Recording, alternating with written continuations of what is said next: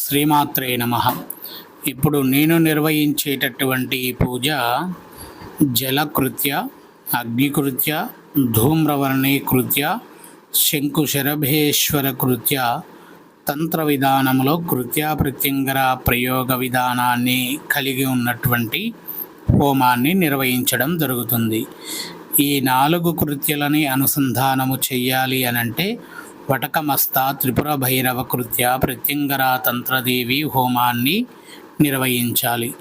ఈ హోమాన్ని నిర్వహిస్తే ఏ కాలంలో అయినా సరే, ఏ సమయంలో అయినా సరే ఏదైనా ప్రమాదం జరగబోతుంది అన్నప్పుడు ఆ ప్రమాదాన్ని గుర్తించగలిగేటటువంటి ఒక అద్భుతమైనటువంటి శక్తి ప్రయోగము. ఏ ఆపద నుంచినైనా సరే తొలగించి ఆ ఆపద సమయంలో మరొక ప్రదేశానికి మార్చేటటువంటి అపురూపమైనటువంటి శక్తి ప్రయోగము.